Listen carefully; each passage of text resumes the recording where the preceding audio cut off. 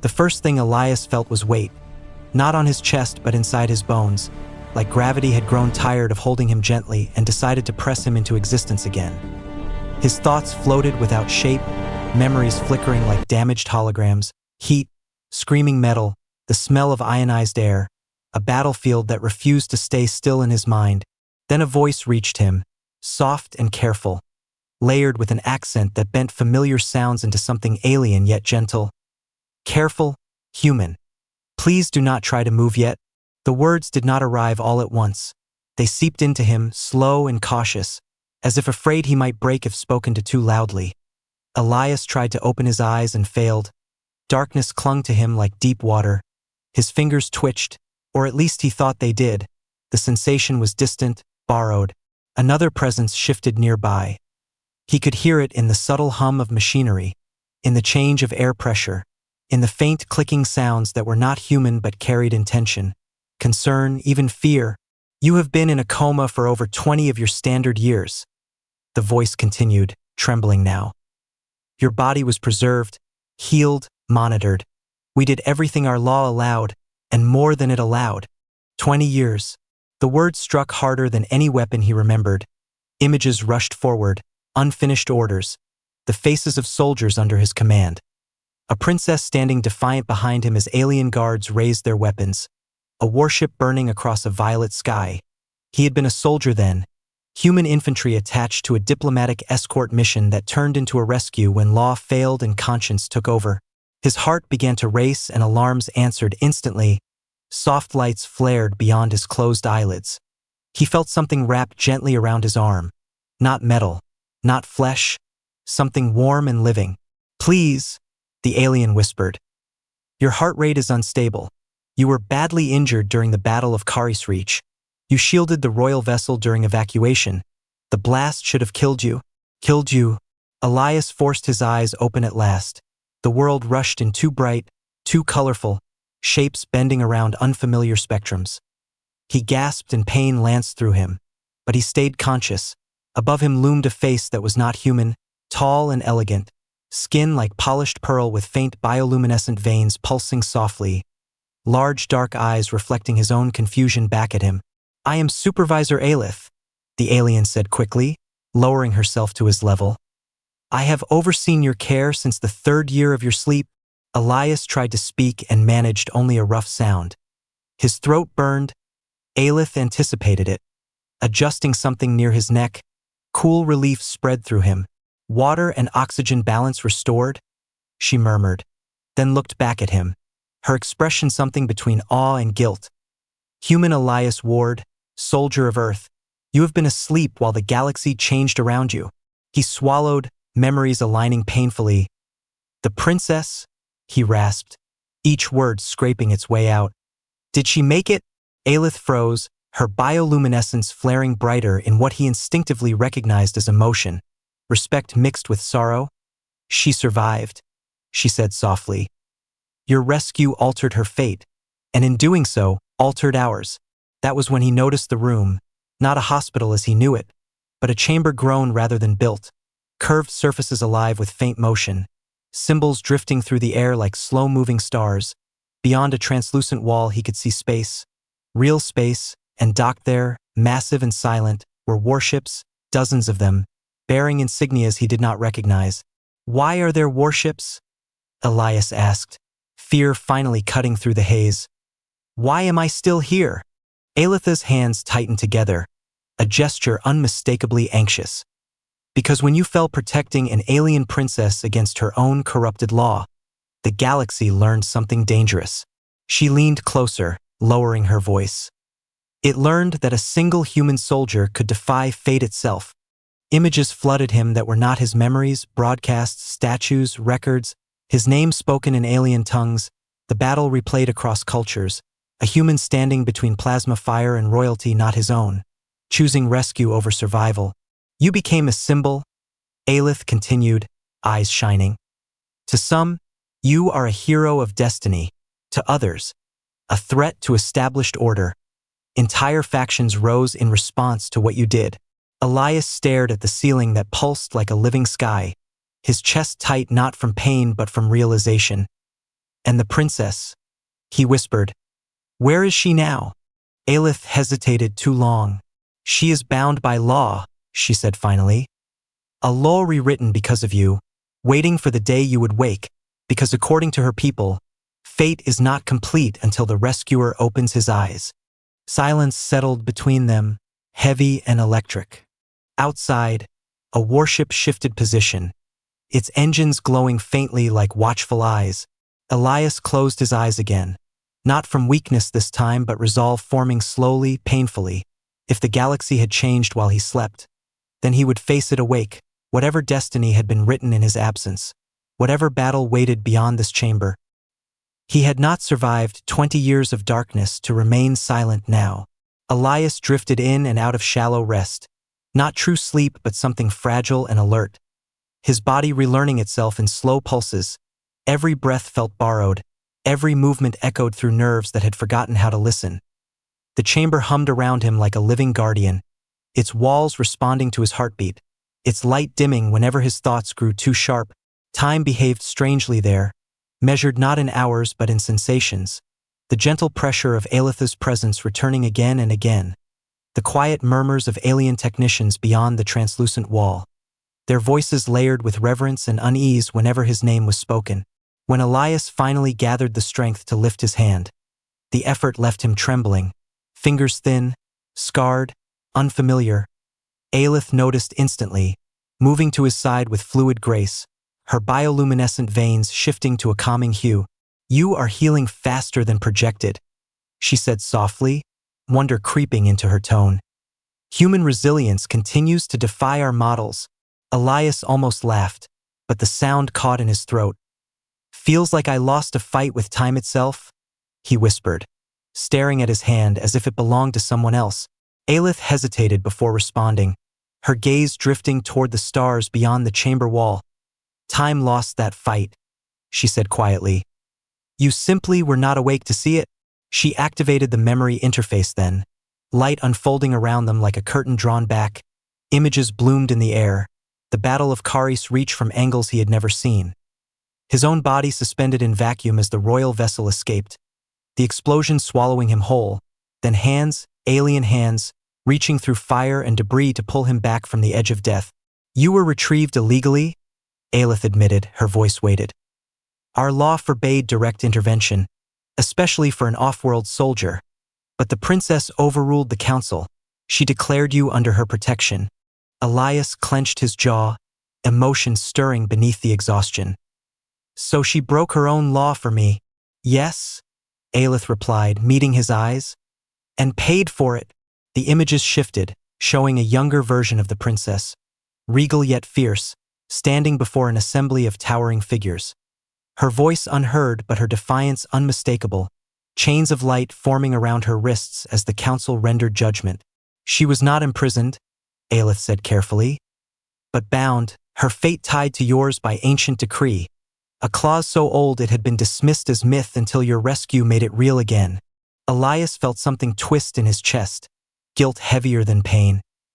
All this because I did my job, he murmured. No, Aelith corrected gently. All this because you chose compassion when survival was easier. The chamber dimmed as if acknowledging the truth of it. Elias closed his eyes, seeing again the princess behind him, the way she had looked at him not as a subject or symbol but as a person worth saving. He had not known then that the galaxy was watching. How many know I'm awake? He asked after a long moment. Aelith's expression tightened. Only a handful. Secrecy is your shield for now. There are those who believe your awakening will complete a prophecy, and others who believe it will ignite another war. As if summoned by her words, the distant thunder of engines rolled through the station. Elias opened his eyes to see one of the warships detaching from the dock, its hull etched with symbols that glowed like warning scars. Who are they? He asked, voice steady despite the fear creeping in. A coalition formed in response to you, Aelith said. Some seek to crown you a living testament to human destiny. Others wish to end you before your influence grows.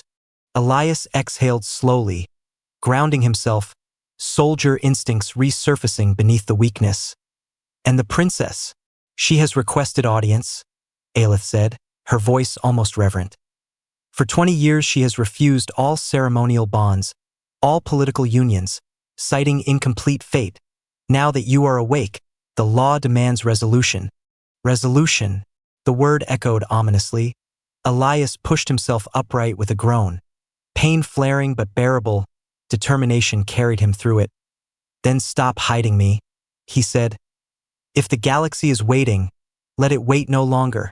Aelith stepped back, startled, fear and admiration warring across her features. You are not ready for what waits beyond this chamber. Elias met her gaze, eyes burning with something older than fear. I didn't wait 20 years to be ready, he said. I waited to be needed. Silence followed, thick and heavy. Then Aelith bowed her head, a gesture of respect reserved for warriors and sovereigns. Very well, human Elias Ward, she said. By my authority as supervisor and witness, I will begin the awakening protocol. Lights flared to life around them, systems activating, messages racing across the station faster than thought. Somewhere beyond the stars, a princess felt the shift in fate she had been waiting for. And across the galaxy, those who feared and those who believed held their breath, as a human soldier took his first steps back into a destiny that had never truly let him go. The station changed once the awakening protocol began, not loudly, not with alarms or flashing warnings, but with a subtle tightening, like a living thing drawing in breath. The walls pulsed in slower rhythms. The hum beneath Elias's feet deepened, and beyond the chamber the stars seemed to shift their positions ever so slightly, as if attention itself had weight. Aelith walked beside him as he moved through the corridor, her pace adjusted to his unsteady stride. Every few steps he felt the weakness surge back, muscles trembling, balance threatening to fail. Yet something unseen steadied him, a quiet certainty that he was not walking alone anymore. They passed figures who stopped and watched, aliens of forms he had never imagined during his years of sleep. Tall crystalline beings whose facets caught the light like fractured rainbows. Slender forms wrapped in flowing membranes that breathed softly as they moved. Mechanical hybrids whose eyes glowed with contained intelligence. All of them stared at him with the same mixture of reverence and fear. He feels different. One whispered in a language that hummed through Elias's bones rather than his ears. He is unfinished fate. Another replied, voice trembling. Elias did not look away. He felt their scrutiny like pressure against his skin. But he had stood under worse, under enemy fire and impossible odds. This was different but familiar in its own way. Aelith guided him into a circular chamber larger than the last, its ceiling opening into a vast dome of transparent alloy. Stars stretched endlessly above, and beneath them hovered a structure of light, a lattice of symbols slowly rotating, ancient and unreadable. This is the Concord Nexus, Aelith said quietly, where law listens. Elias frowned. Listens to what? To truth, she answered, though uncertainty rippled through her bioluminescence. Or what it believes truth to be. As they stepped forward, the lattice responded, symbols brightening, rotating faster. Elias felt a pull in his chest, not pain but recognition, like a memory he had never lived yet somehow knew. You are standing inside a covenant older than our recorded history, Aelith continued. It was designed to observe moments when fate diverges from prediction. And I'm one of those moments, Elias said. Aelith did not deny it. You are the moment. The light shifted suddenly, condensing into an image. The princess appeared before him, not in flesh but in living projection, her form taller now than in his memory, posture refined by years of rule and restraint. Yet her eyes were unchanged, still carrying the same fire he remembered from the battlefield. For a heartbeat, neither of them spoke. Then her voice reached him, steady but fragile beneath its control. You're awake. Elias swallowed hard, emotion rising unexpectedly. Looks like you kept your promise. Her lips curved into the faintest smile, then trembled. I kept every one. The projection flickered as if struggling to maintain itself, and Elias sensed something wrong, a distortion in the light, a tension beneath the image. You're not here, he realized. Not really. No, she admitted. I am bound to the throne orbit. Law restricts my movement until the covenant resolves. Which means, Elias said slowly. Until I do something. Yes, she replied, eyes never leaving his. Until you choose. The lattice of symbols brightened sharply, reacting to her words. A low vibration filled the chamber. Elias felt it in his spine. In the scars beneath his skin, the moment stretched, heavy with expectation. Choose what? He asked, though part of him already knew. Whether the rescue was an act of war, the princess said softly, or an act of destiny. Silence crashed down like a held breath. Elias turned to Aelith, whose expression had grown grave. That decision determines whether human involvement is deemed lawful alliance or existential threat. She said, it determines whether your people are welcomed or watched. And if I choose wrong? Elias asked. The princess answered this time, voice barely above a whisper. There will be battle. Images flared across the dome unbidden. Warships mobilizing, fleets aligning along borders drawn in fear. Soldiers like him standing ready on both sides of a misunderstanding that could burn stars. Elias clenched his fists, anger and sorrow twisting together. I didn't rescue you to start a war. I know, the princess said, and something in her voice broke. That is why law cannot decide without you. The light dimmed suddenly, shadows crawling along the edges of the chamber. Elias felt a chill not from temperature but from presence. Something unseen observing from beyond the lattice, older and colder than any council. Aelith stiffened. The observers are awake, she murmured. Who? Elias asked. Entities that predate our civilizations, she said. They watch for anomalies. When destiny bends too far, they intervene. And I'm bending it, Elias said. You already have, the princess replied. By surviving. The projection wavered again. This time violently, Elias stepped forward instinctively, reaching toward her image. What aren't you telling me? The princess hesitated, then spoke with quiet honesty.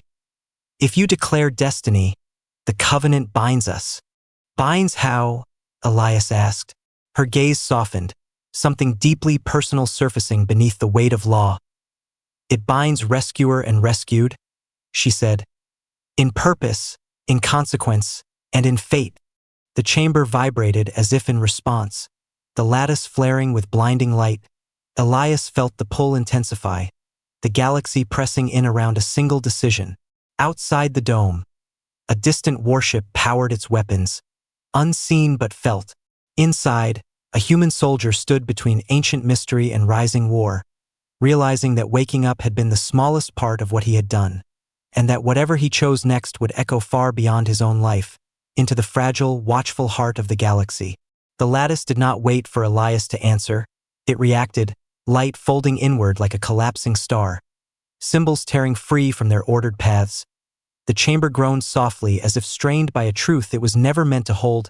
Aelith staggered back, her bioluminescence flashing in alarm, while the princess's projection flickered violently, her form blurring at the edges. The observers are overriding? Aelith whispered, fear cutting through her control. This has never happened during an active covenant. Elias felt it then.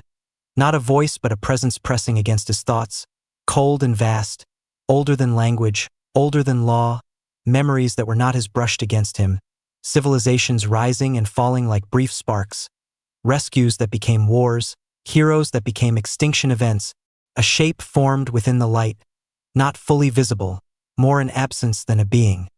The stars behind it dimmed as if swallowed. Anomaly confirmed. The words did not sound. They existed, vibrating through bone and thought alike. Elias braced himself, instincts screaming. You brought me back to judge me, he said aloud, or to erase me. Correction. The presence responded. You were not brought back. You were never meant to leave. Aelith stared at Elias, horror dawning. What does it mean? She demanded.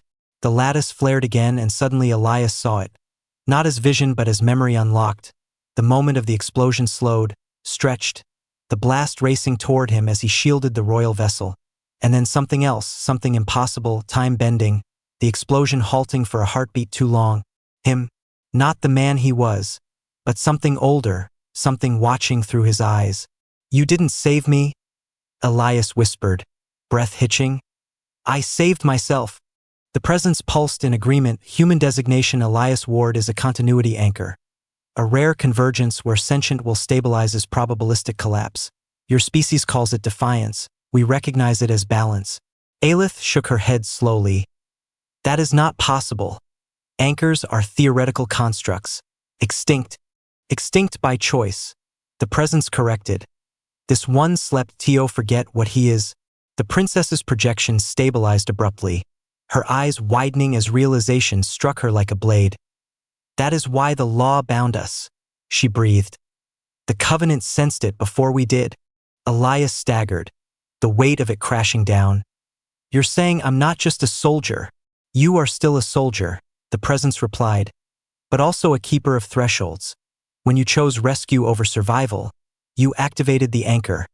The blast did not kill you because reality could not resolve your absence." Silence followed, heavy and suffocating. Elias laughed softly, a broken sound. "So the galaxy bent instead."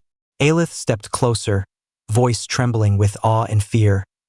"Do you understand what this means? Every conflict you touch, every choice you make, fate will bend around it." "And if I refuse?" Elias asked quietly. The presence dimmed. "Consequence will escalate. Unanchored destinies collapse into war. Extinction probabilities increase." The princess moved closer within the projection, her voice raw now, stripped of royalty and law. "Elias," she said, "I never thanked you, not as a symbol, not as fate, but as myself." He met her gaze, heart aching. "You don't owe me anything." She shook her head slowly. "I owe you truth." The projection shifted, revealing her surroundings at last. Not a throne room, but a containment sanctum, chains of light embedded into the very structure around her, ancient sigils burning softly against her skin. "The binding was not symbolic," she said. "It is physical. My life force stabilizes the anchor while you slept."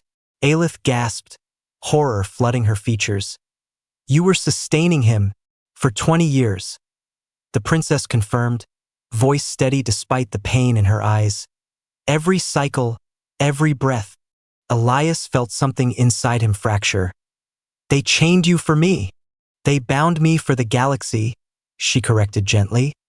"And because I chose it." Rage surged through him then, pure and blazing, not at the council, not at the observers, but at the idea that someone else had paid the cost of his survival.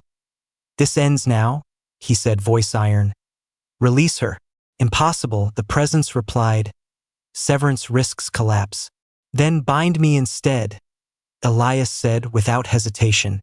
The chamber shook violently, alarms flaring for the first time. Aelith shouted something lost in the rising hum. The lattice fractured, light splintering into chaotic arcs. Unprecedented response. The presence intoned. "Human anchor offers self-AS stabilizer." Elias stepped forward, placing his hand against the lattice. Pain unlike anything he had known tore through him, memories flooding back. Not just his own, but countless others. Choices, rescues, wars averted and ignited. "Elias, no," the princess cried, reaching toward him as if she could cross the distance. He smiled at her, soft and human despite everything. "You waited 20 years for me to wake up," he said. "I won't let you wait anymore." Light exploded outward, swallowing the chamber, the lattice collapsing into him, the chains around the princess shattering in a cascade of sparks. Outside the station, warships powered weapons then froze mid-charge as space itself rippled. And across the galaxy, ancient observers reevaluated a truth they had long dismissed, that humanity was not dangerous because it fought wars, but because it chose to carry the weight of everyone else's fate. The light did not fade when the chains shattered. It spread, racing outward from the station like a shockwave that did not tear metal but bent meaning itself. Warships across the system shuddered as their sensors screamed impossible readings. Trajectories destabilized, targeting systems lost lock, and captains felt a sudden vertigo as if the universe had shifted half a step to the side. Elias fell to one knee inside the chamber, breath tearing from his lungs in ragged pulls. pain flaring white and endless, the lattice no longer before him but within him, threading through nerves and memory. He could feel distances now, not as numbers but as tensions, borders stretched taut by fear, alliances fraying under the weight of prophecy. Aelith caught him before he collapsed fully, her hands glowing bright as she tried to stabilize what could not be contained. "You are destabilizing the sector?" she cried, voice cracking. "The observers are retreating, but their withdrawal is tearing the balance apart." Elias forced himself upright, vision swimming. "Then we hold it," he said, jaw set. "We don't let it tear." The princess staggered as well, newly freed yet weakened by years of binding. She braced herself against the sanctum wall, eyes wide as the consequences unfolded across the dome. Fleets igniting engines, borders lighting up in alarm, ancient rivalries waking like predators sensing blood. "They are calling emergency conclaves," she said, voice tight. "Human space, the triarchies, the outer clans, all at once." "And the ones who wanted me dead?" Elias asked. Her silence answered him. A sudden tremor rolled through the station, far more violent than before. Alarms finally screamed as a warship beyond the dome lurched forward, weapons charging against every order sent to stand down. "They're firing," Aelith said, disbelief turning to terror. "Someone has overridden command protocols." Elias felt it instantly, a cold pressure like a blade against his spine, a will pushing against his own. Not the observers this time, but something younger, hungrier. "They're trying to kill the anchor," he said quietly. "Because fear moves faster than understanding." The first shot never landed. Space folded between the warship and the station, the blast dissipating into a bloom of harmless light. But the effort tore through Elias like shrapnel. He cried out, clutching his chest as blood blossomed beneath his skin. "Stop!" the princess pleaded, rushing to him. "You can't keep absorbing this." "If I don't," he gasped. "Billions die when they all open fire." As if summoned by his words, the dome filled with new images, battles erupting at distant borders, old enemies seizing the. It ordered, voice heavy with defeat, "All units stand down." Across space, weapons powered off, one by one, like stars going dark. The tension broke not with an explosion but with a collective exhale felt across worlds. The old human sagged slightly, age rushing back into his bones now that the moment had passed.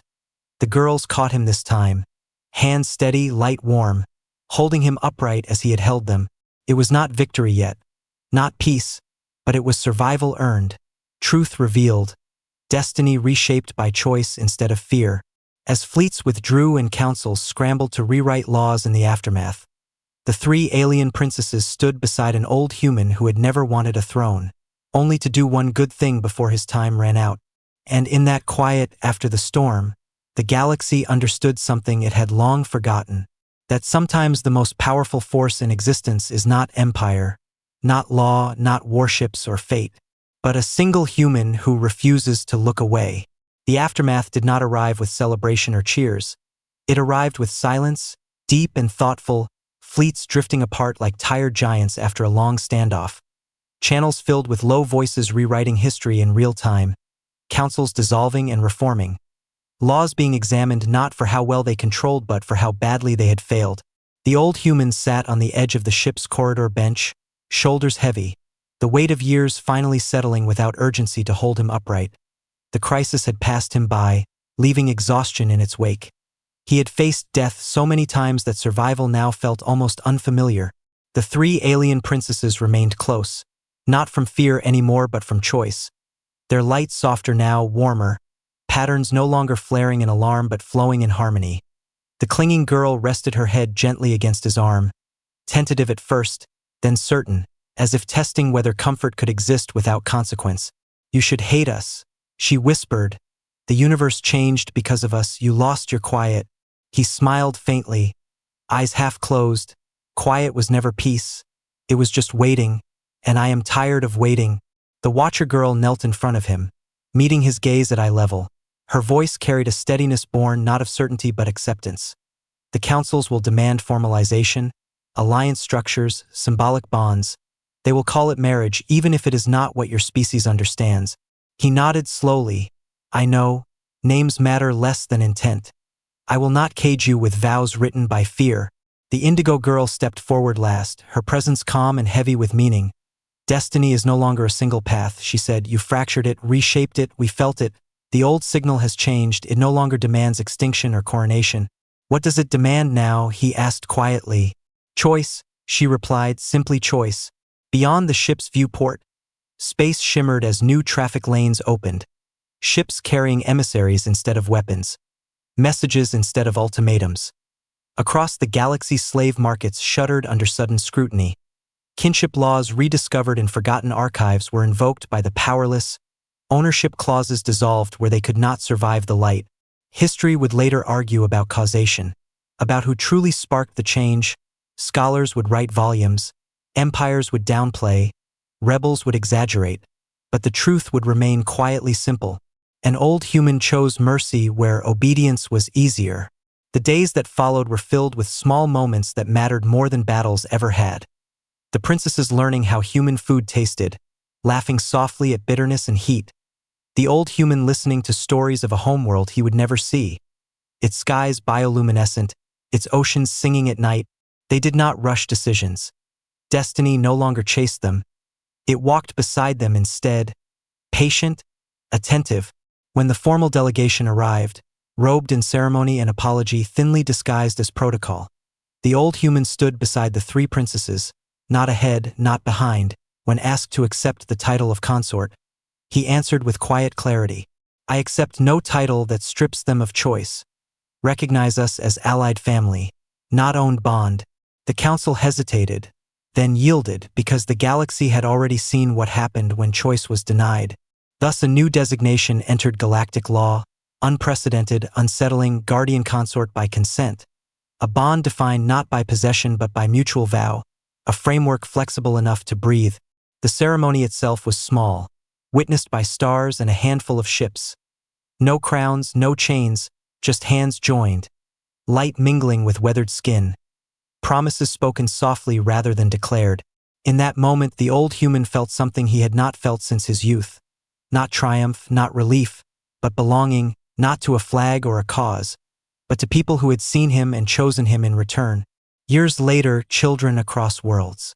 Because they forgot something, he turned his gaze upward, as if looking beyond the dome, beyond the warships and the stars. Fate doesn't need chains, he said. It needs consent. The pressure returned suddenly, sharper than before. Hostile fleets charging weapons again. Commanders losing patience, fear boiling over into action.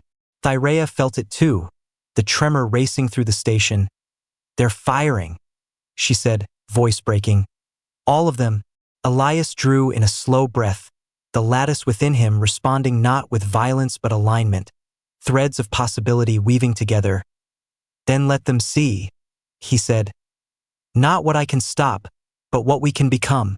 He reached for Thyrea's hand, their fingers interlocking, her luminous markings flaring brilliantly as their resonance synchronized. Not binding but partnership. Aelith stepped back as the chamber filled with light unlike before. Not blinding, not destructive, but vast and warm, spreading outward through the station and into space itself. The incoming barrage struck the field and vanished. Not absorbed, not deflected, but transformed, energy dispersing harmlessly, rewritten into calm. Across the galaxy, sensors registered the impossible, weapons losing lethality without losing power, aggression dissolving mid-flight. What is happening? A distant commander cried across open channels. Elias spoke then. His voice carried by the lattice into every receiver, every bridge, every throne room. This is Elias, Ward of Earth, he said, not shouting, not commanding, simply present. I did not wake to rule you. I woke because someone believed my life mattered more than her chains. Thyrea stood beside him, proud and unbowed. I will not hold your fate hostage, Elias continued. I will not anchor your fear. If you want war, you will choose it without blaming destiny. The silence that followed was absolute. One by one, weapons powered down. Not all, but enough. Human ships held position. Allies followed. Hostile fleets wavered as doubt crept where certainty had been moments before. Aelith sank to her knees, overwhelmed, tears tracing paths through glowing skin. "You've changed the function of the Covenant," she whispered. "You've rewritten law without breaking it." Elias sagged, the effort draining him faster than he could recover. Thyrea caught him again, holding him with fierce tenderness. "Stay with me," she pleaded. "Please." He smiled weakly, eyes never leaving hers. "I'm not done," he said. "But I can't do this alone anymore." She nodded instantly, without hesitation. "Then don't." She turned to the stars, voice ringing with royal authority and personal truth. "Let it be known," she declared, "that the age of enforced fate ends today. Any who seek war will answer not to prophecy, but to those willing to stand in its way." The lattice dimmed slowly, settling into a stable glow, the station's alarms falling silent, the galaxy exhaling after holding its breath too long.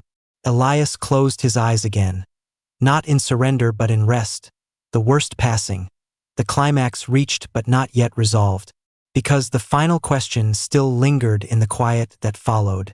What happens to a galaxy when fate is no longer something done to it, but something it must choose together? The quiet that followed felt heavier than the battle ever had. Not the silence of fear, but the stillness that comes after a storm decides it has taken enough. The lattice within Elias no longer burned. It breathed, steady and warm, like a heart that had finally found its rhythm. He woke slowly, not to alarms or urgency, but to light soft and golden, filtering through the chamber like dawn through clouds. His body ached in a way that felt earned rather than broken. Thyrea was there before he opened his eyes fully. He felt her presence first, familiar now in a way that went beyond memory. "You stayed," she whispered, voice thick with relief, her hand resting over his heart as if confirming it was still there. "Wasn't planning on leaving?" Elias murmured, a faint smile tugging at his lips. "Galaxy made that pretty clear." She laughed softly, the sound fragile and real, and for the first time since he had woken, there were no chains of light around her, no distant projection between them. She was here, truly here, flesh and warmth and quiet strength. Beyond the chamber walls, the stars looked different, not rearranged, but calmer. Fleets still hung in space, but their weapons were cold now, lines of battle replaced by lines of vigil, worlds watching rather than waiting to strike. Aelith entered quietly, no longer the anxious supervisor of before, but something closer to a witness, her bioluminescence a serene glow. "The conclaves have adjourned," she said, awe still coloring her voice. "No declarations of war, no sanctions, no forced treaties." Elias raised an eyebrow. "That sounds suspiciously peaceful." "It is," Aelith replied, "because no one knows how to force fate anymore." Thyrea straightened, regal without effort. "The Covenant dissolved at dawn," she said. "Not shattered, released. The observers withdrew fully, their role complete." "And their verdict?" Elias asked. Aelith smiled, small but profound. "That humanity is not an anomaly," she said. "It is a choice engine." The words settled deep. Elias closed his eyes briefly, feeling the truth of them ripple outward. He was no longer carrying the weight alone. He could feel it now, threads of connection, species reaching not for control but understanding, tentative, imperfect, but real. "What happens now?" he asked quietly. Thyrea took his hand, intertwining her fingers with his. No law compelling it, no prophecy demanding it. "Now we rebuild," she said. "Not an empire, not an alliance of fear, but a council of consent." She looked at him, eyes bright with something that was no longer burdened. "And you?" Elias exhaled slowly, grounding himself. "I don't want statues," he said. "Or titles." She smiled knowingly. "Good," she said, "because I don't need a symbol." Their foreheads touched gently, a moment just for them.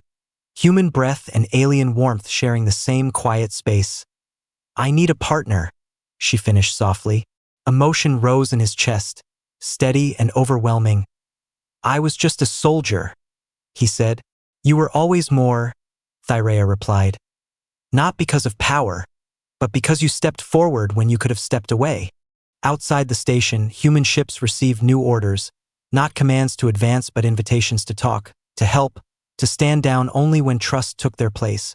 Across the galaxy, worlds remembered the broadcast, not the power behind it but the restraint. Elias stood later at the observation dome, supported but strong, gazing out at the stars he had almost died beneath. Aelith beside him, Thyrea at his shoulder. "They'll test this peace," Elias said. "Not naive, just honest." "They always do," Aelith agreed. "But now they will test themselves first." A single human transport departed the station then, carrying no weapons, only envoys, its hull marked not with a flag but a simple phrase translated into dozens of languages. "We chose to stay." Elias watched it vanish into the dark, feeling the lattice within him settle into something permanent yet light. No longer an anchor dragging him down, but a bridge others could walk if they wished. Thyrea squeezed his hand. "The galaxy will remember this day," she said. He nodded, eyes reflecting starlight. "I hope it remembers why."